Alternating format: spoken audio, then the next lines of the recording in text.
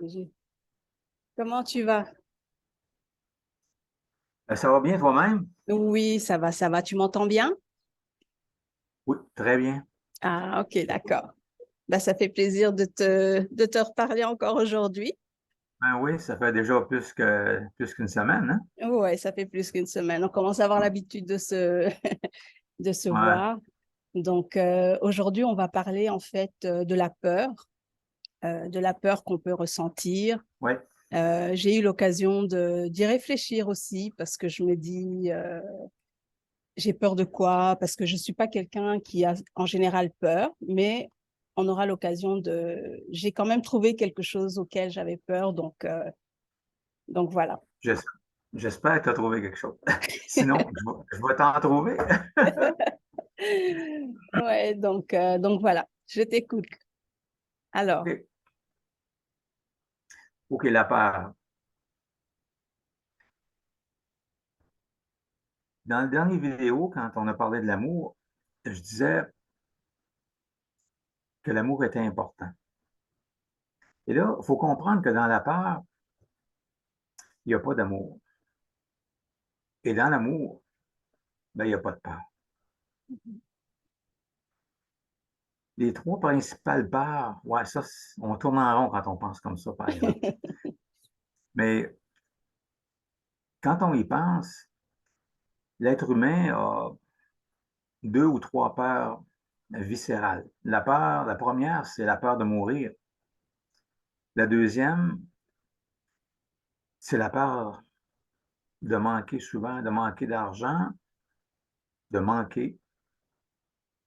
Et la troisième, qui pourrait être la deuxième, c'est la peur de ne pas être aimé. Alors, ces trois peurs-là font en sorte que l'être humain est constamment dépendant de quelqu'un d'autre. Que ce soit de l'amour d'une femme, d'un homme, des enfants, de nos parents. Parce que voyez-vous, quand on vient au monde, on a une peur, c'est celle de ne pas être aimé de nos parents. Et à compter de ce moment-là, à partir de ce moment-là, c'est qu'on va faire n'importe quoi pour être aimé. Que ce soit l'amour de nos parents, que ce soit l'amour de quelqu'un d'autre, on devient ni plus ni moins dépendant affectif. Et cette dépendance affective-là va nous faire plein de scénarios négatifs, dont la peur, toutes sortes de peurs. Moi, j'ai confronté mes peurs, et ça tout simplement pour vous dire que ça va probablement vous arriver un jour. J'ai confronté mes peurs à deux reprises.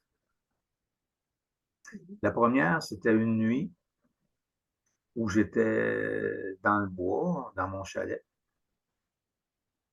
Et à ce moment-là, je me souviens pas si je rêvais à des peurs, mais je me suis réveillé et j'avais une peur énorme. Et ça, apparemment, après coup, on appelle ça, ni plus ni moins, la noirceur de l'âme. C'est comme si mon âme était allée chercher toutes mes peurs au plus profond de moi-même. Et quand je me suis levé du lit, quand je me suis assis dans le lit, j'étais mouillé. J'ai tellement eu peur. C'est... Mais tu ne peux pas les identifier. C'est des peurs, tout simplement. Ça pouvait être la peur de mourir, la peur de ne pas être aimé, ça pouvait être tout ça en même temps, mais j'en ai jamais senti une. Mon lit était trempe, les couvertures étaient trempes, autant celles qui me couvraient que celles d'en dessous.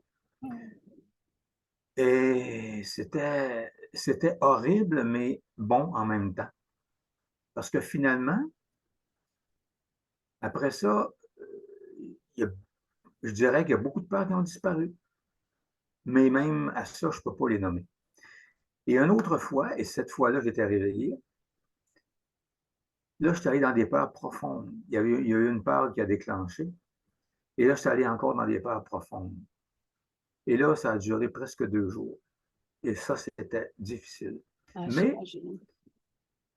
mais ce qu'il y avait en dedans, c'est que oui, j'avais peur, mais oui, je savais que je m'en sortirais parce que plus ou moins, il y avait une lumière qui m'attendait.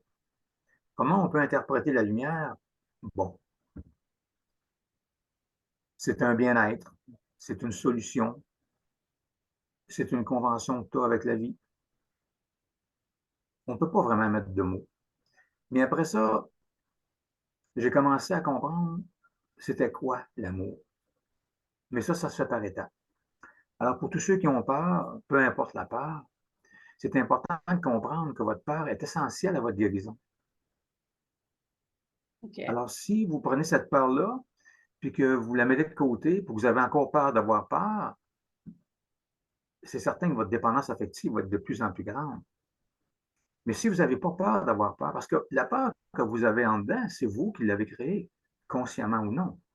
Bon, vous me dites, oui, ça peut venir, ça vient souvent de l'enfance, ça vient dans le ventre de votre mère et de certaines mémoires du passé. Et ces mémoires-là, bon an, mal an, ils vont qu'à sortir, finalement, ils n'auront plus de place. Et à l'intérieur de vous, à chaque fois que vous allez dire, à tous les jours, disons, ou le plus souvent possible, vous allez dire, de l'être humain, c'est la peur. En parenthèse, si vous vous souvenez, dans les 2 dernières années, c'est ça qui était. Dans tout le monde entier, on a créé la peur. On a tout fait pour que les gens aient peur. On s'est servi de ça. Mais ça a fait grandir énormément de gens parce que les gens ont compris qu'à un moment donné, ça n'avait plus de sens d'avoir peur comme ça. C'est trop gros. Alors, il y avait une incohérence à quelque part. Et finalement, il y a beaucoup, beaucoup de gens que maintenant, ils ne veulent plus rien savoir autant en tout cas, de tous ces gens-là. Mhm. Et il y a beaucoup de gens qui ont été pris dans ce scénario-là négatif et aujourd'hui, ils essaient de s'en sortir. Mais quand on se dit souvent que la vie ne se trompe jamais, c'est que l'être humain, pour guérir, doit aller au plus profond de lui-même. Que ce soit une maladie, que ce soit ce qu'on appelle communément un cancer, parce que dans le fond, le cancer, c'est une émotion qui n'a jamais été réglée. Et souvent, c'est une peur. Et je vous dirais que souvent, c'est la peur de ne pas être aimé. À partir de là, on souffre constamment parce qu'on essaie d'aimer les gens de par notre nature humaine, qui est une émotion finalement. L'amour humain est une émotion. Mhm. Mais on oublie de s'aimer. Alors finalement, on est contraint d'aller tout le temps dans nos peurs parce que avoir peur, ça fait partie de notre vie. Mais finalement, c'est pas vrai. Alors, comme on dit souvent, la vie ne se trompe jamais. Quand vous avez une peur, allez la voir. Moi, j'avais une expérience à un moment donné, et c'est toujours la vie qui m'amène ce type d'expérience-là. J'étais à faire un traitement avec une dame, et puis sur le mur, dans le fond, dans le coin du mur, vous avez le mur, vous avez le plafond, alors il y a une espèce de ligne, là. Alors là, j'ai vu comme une corde. Cette corde-là avait, disons, 1 mètre pour faire une image, et ça partait de 0 et ça allait à 100. Et à 0, je me suis aperçu qu'il y avait une peur. Au début, je ne savais pas c'était quoi. Je me demandais qu'est-ce que la vie voulait me montrer. Et là, j'ai eu une peur intérieure, profonde. Et cette peur-là s'est mise à monter, comme si elle était sur une corde et elle montait. Elle s'en allait vers le 100%. Donc, la panique, l'angoisse, l'anxiété, le stress, etc. Chose que j'ai compris par après, comme de raison. Alors, ce que j'ai fait, c'est que je l'ai laissé monter, sans savoir pourquoi. Et à un moment donné, quand elle était rendue vers, je dirais, 50%, là, j'ai dit non. Non, c'est pas vrai. Alors, j'ai dit à la peur ou à l'émotion, j'ai dit, si tu n'es pas positive, tu dois t'en aller parce que moi, je n'accepte pas. Et ça, c'est pas négociable. Alors, elle est partie. J'étais fier de moi. J'ai dit, oh, mais Ouais, là, quelques minutes facile. après, j'étais encore en train de faire un... Ouais, elle était facile, mais bon. Quelques minutes après, ça a recommencé. Mais là, ce que j'ai senti dans mes tripes, c'était une peur profonde, mais profonde. J'ai même pas pu l'identifier. Et elle est montée. Elle est partie de 0 puis elle montait. et elle montait. Et à chaque fois qu'elle avançait, je paniquais à l'intérieur. J'avais un stress énorme. Je ne savais même pas c'était quoi. Et là, à un moment donné, elle était presque rendue à 100%. Là, à l'intérieur de moi, ça a dit non. Et là, la peur a arrêté. Et là, j'ai senti que j'avais gagné, même si gagner, ce n'est pas le bon mot. Mhm. Là, j'ai dit, OK, maintenant, à compter d'aujourd'hui, parce que là, dans le fond, il faut comprendre que ça, c'est des scénarios que les gens ont à longueur de journée et les scénarios sont constamment négatifs. Il n'y a jamais un scénario positif. Jamais, jamais, jamais. Du moins, j'en ai jamais trouvé. On va toujours à l'extrême, en fait. C'est ça, c'est à l'intérieur de toi, parce que dans le fond, c'est toujours toi qui crée ton problème, puis tu crées la solution aussi, mais tu as mieux géré le problème que la solution, alors le problème est là. Alors j'ai dit à la part, non, c'est terminé. Ou je dis la part, mais ça pouvait être une émotion que je n'ai même pas identifiée. Et j'ai dit là, tu dois être positif, sinon tu t'en tournes chez vous. Et ça, c'est pas négociable. Et elle a redescendu et tout a disparu dans une fraction de seconde. OK. Là, je ne comprenais pas. Mais là, la vie m'a dit, c'est ça la peur. C'est toi qui l'as créée. Elle est en dedans de toi et elle doit quitter à tout jamais. Alors, si tu as peur de ta peur, écoute bien ce que je te dis. Si tu as peur de ta peur, à vos souhaits, si tu as peur de ta peur, ça n'arrête plus jamais. Mhm. Moi, je regarde beaucoup de dames qui viennent ici, puis pas juste les dames, il y a les gars aussi, mais étant donné qu'on a moins de gars que de filles, c'est la peur de ne pas être aimé est presque la première. Et pour ça, ils font n'importe quoi. Jusqu'au jour où ils se rendent compte qu'ils sont à la merci ou ils ont une certaine dépendance affective, où ils sont victimes de leur mari, de leurs enfants, de leurs parents, de leurs amis, de leur travail. Et ça, ils sont malheureuses ou malheureux. Pourquoi? Oui, on part, mais c'est parce qu'ils ne s'aiment pas. Le jour où j'ai commencé à m'aimer, comme j'ai expliqué dans le premier vidéo, Mhm. c'est qu'il y a tellement de choses qui ont disparu. Et dans l'amour, comme j'ai dit au début, il n'y a pas de peur. Je lisais l'autre jour quelqu'un qui avait écrit sur le troisième, quatrième et cinquième dimension. Dans la troisième dimension, on est dans la peur. Dans la quatrième, on est dans le questionnement.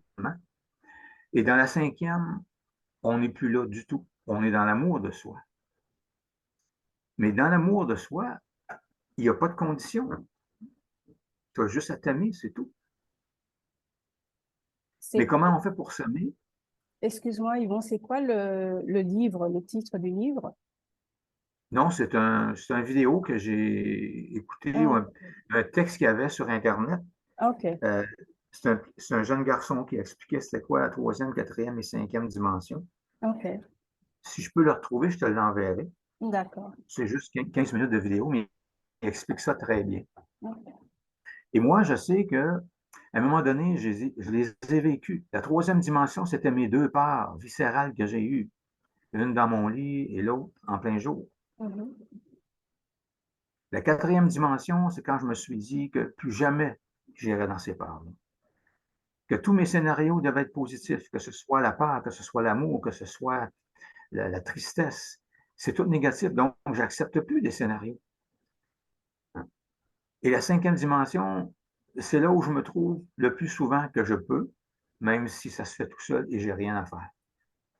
Parce que je dois retourner en troisième dimension pour aller chercher le reste de mes peurs, de mon anxiété, de mon angoisse, de mon stress, etc. Parce que tant aussi longtemps que je ne lui permets pas de vivre, parce que je le cache, on appelle ça occulter, il va être là. Il va nourrir encore mon corps physique. Donc, Exact. on appelle communément les maladies. Mm. Alors, je dis souvent, il y a des mots, M-O-T-S, qui créent vos mots, M-A-U-X. Alors, regardez vos mots, M-O-T-S, et vous allez voir, quand vous allez régler vos mots, quand vous allez penser à des mots positifs, vous allez voir que les mots négatifs vont quitter. Mais J'ai ça, vous d'a- n'avez pas vous. ouais. Pardon? J'ai d'ailleurs fait un article sur mon blog par rapport à ça, par rapport au mot Oui, MOTS. ouais, c'est important parce que moi, quand je fais un traitement à des gens, je dis des mots, M-O-T-S, et si vous verriez les mots M-A-U-X qu'on va chercher, c'est de toute beauté. Parce qu'un mot, même je pense que tu en as fait l'expérience la dernière fois, Ouais. des mots, les mots que je dis viennent de vous. Moi, je ne peux pas inventer. C'est la personne elle-même. Donc, c'est son âme qui veut régler.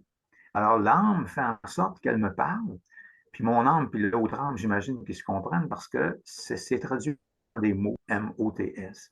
Et ces mots-là, peu importe où mes mains sont sur le corps de la personne, il y a des mots et ces mots-là vont chercher des mal d'être, des malaises, même des maladies. Tout simplement pour vous dire, à un moment donné, j'ai, en tout cas, j'ai beaucoup de gens qui viennent avec des problèmes et c'est souvent le mal d'être. Parce qu'ils sont toujours pris, ou souvent, je dirais, à essayer de plaire à quelqu'un. Et c'est souvent la femme par rapport à l'homme, par rapport aux enfants, par rapport aux parents, par rapport à la société en général. Parce qu'on nous a dit qu'on devait être comme ci, comme ça.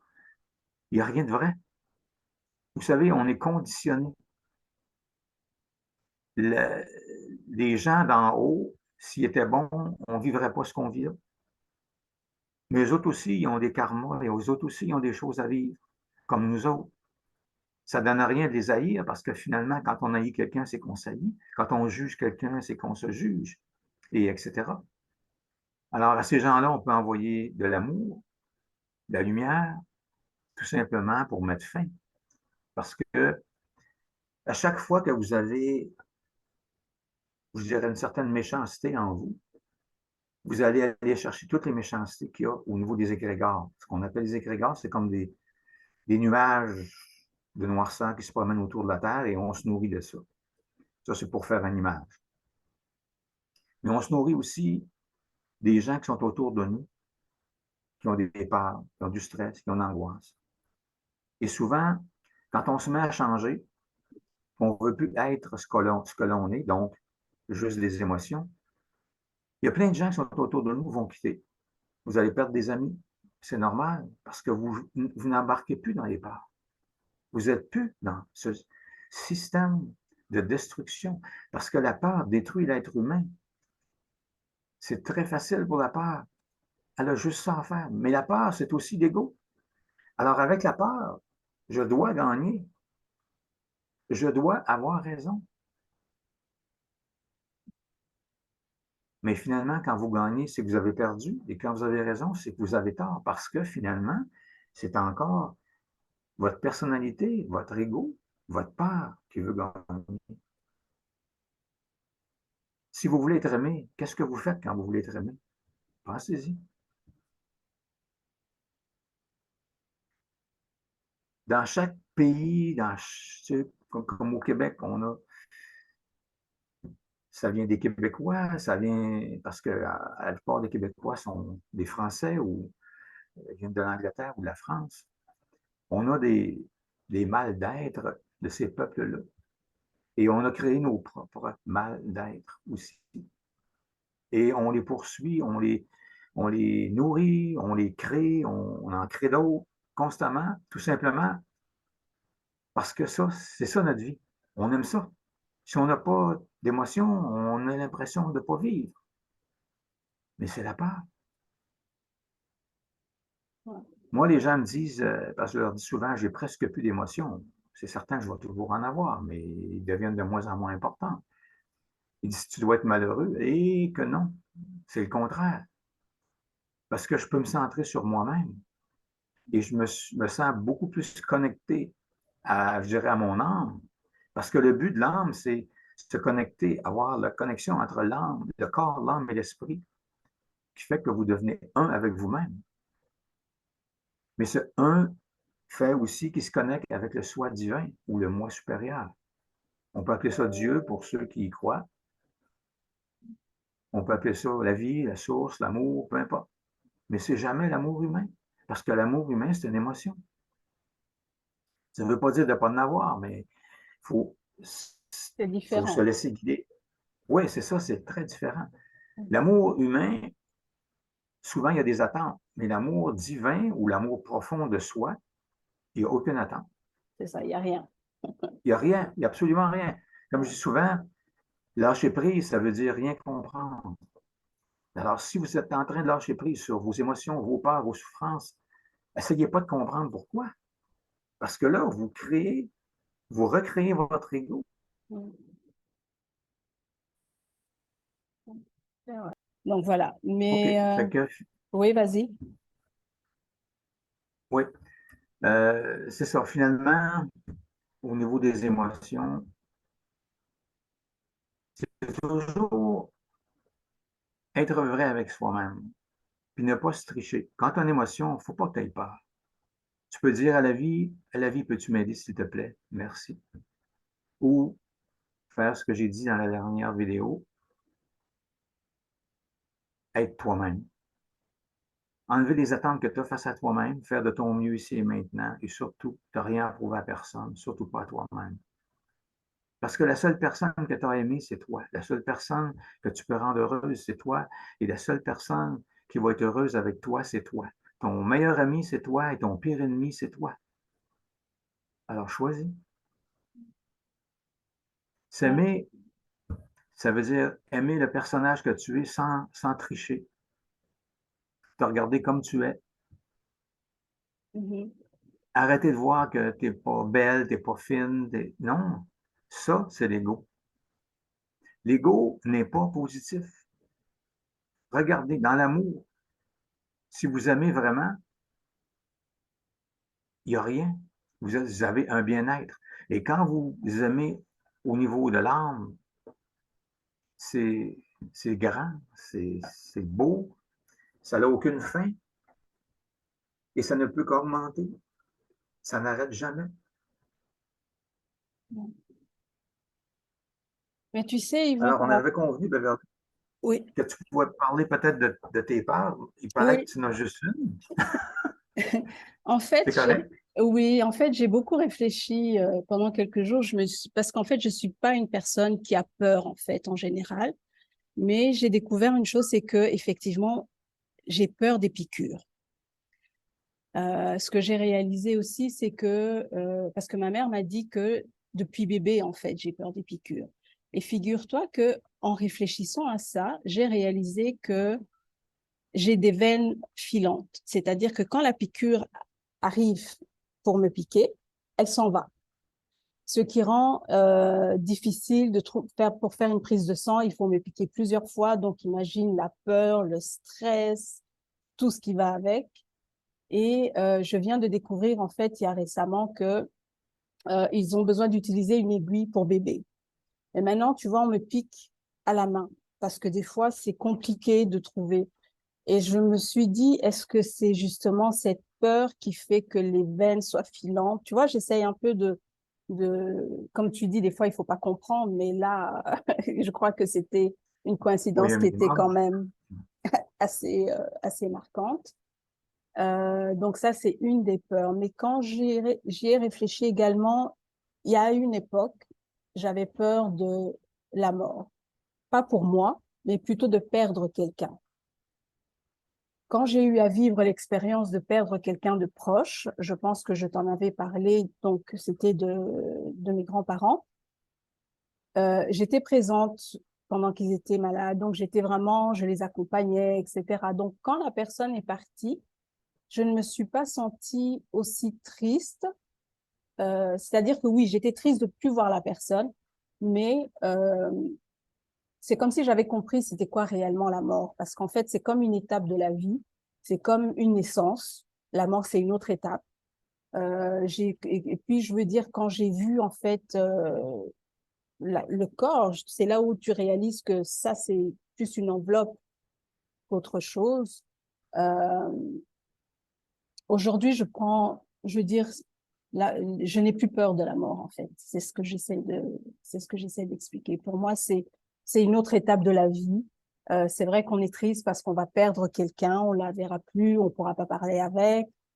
Euh, mais je n'ai plus autant peur que j'avais auparavant.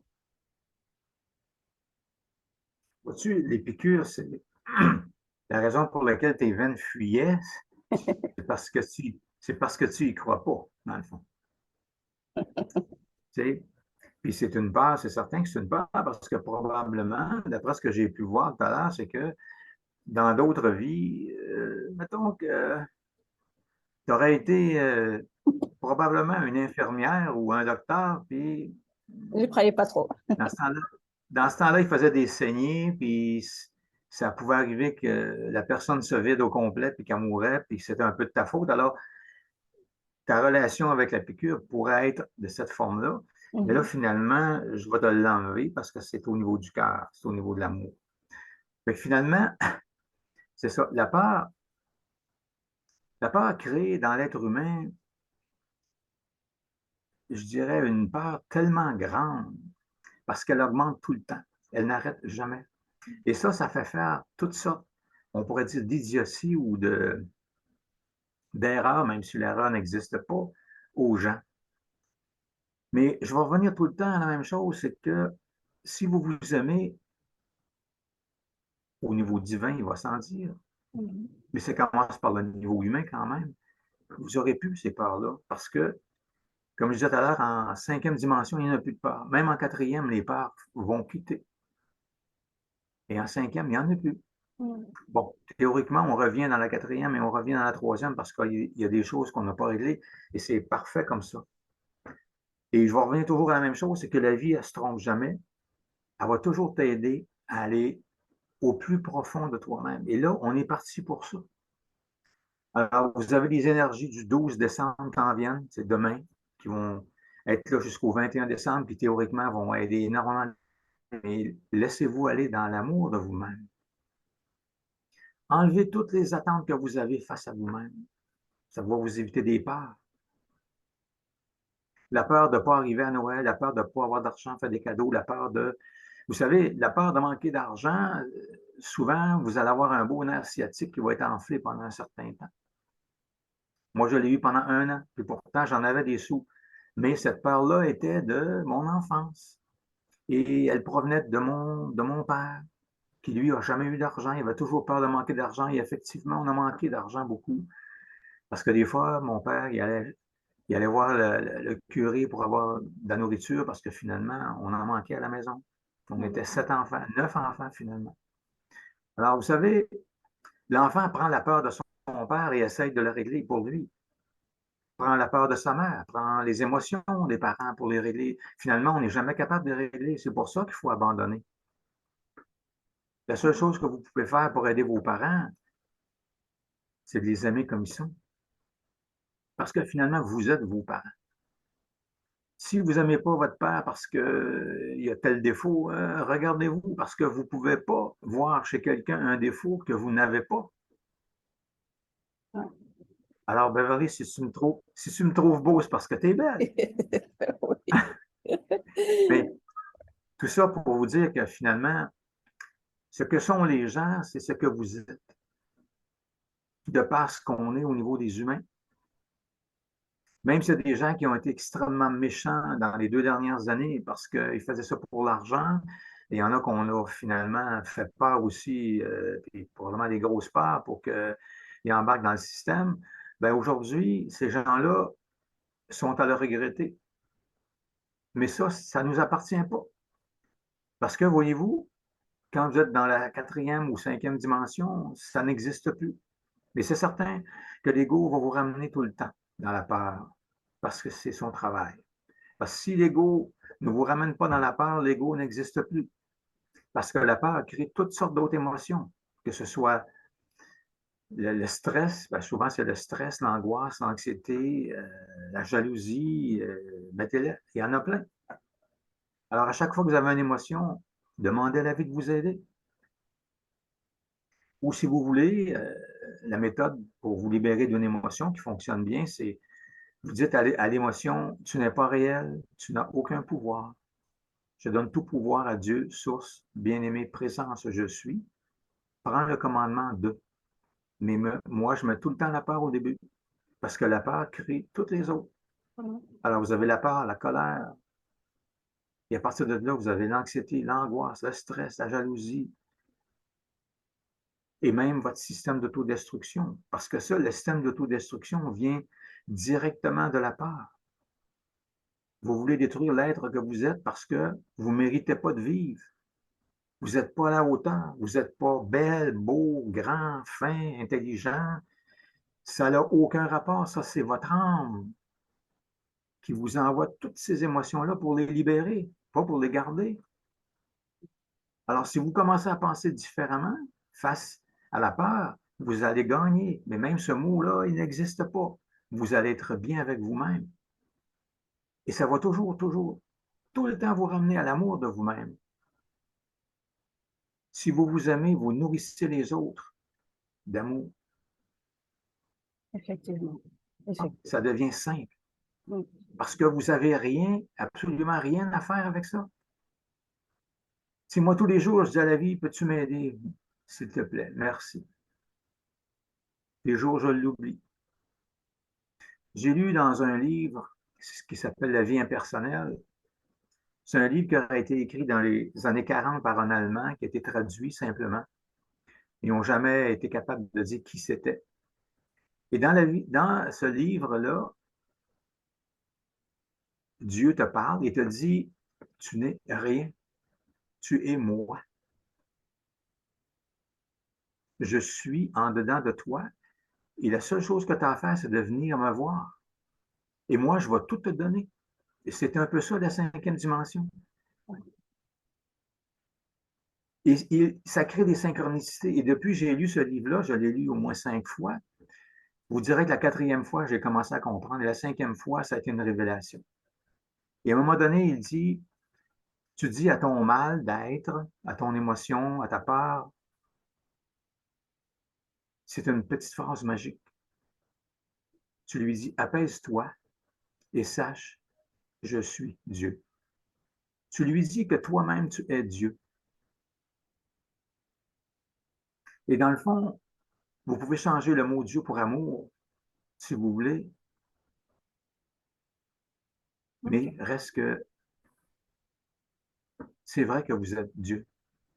Alors, si vous voyez tous les autres humains comme étant aussi des dieux, mais qui sont connectés seulement sur leur ego, sur leur personnalité, puis qui ont mal, soyez juste vous-même. Des fois, vous aurez un petit mot à leur dire, des fois rien, mais juste votre présence peut les aider. Moi, j'ai beaucoup de gens qui viennent ici, et je leur dis, vous savez, vous n'êtes pas obligé d'avoir une table, puis de faire des traitements, puis d'être médium. De toute façon, tout le monde est médium. Mais chaque personne a sa chose à faire. Moi, il y a beaucoup de gens que je ne pourrais jamais rejoindre parce que pour eux autres, je suis un charlatan, etc. On a plein de défauts, on s'entend. Mais ces gens-là vont les rejoindre de par ce qu'ils sont, tout simplement. Alors, moi, ce que je fais, je les aide à s'aimer. OK. En les aidant à s'aimer, en leur enlevant toutes leurs émotions, leur mémoire, ça m'aide aussi à m'aimer encore plus et à les aimer encore plus. Et ça n'arrête jamais.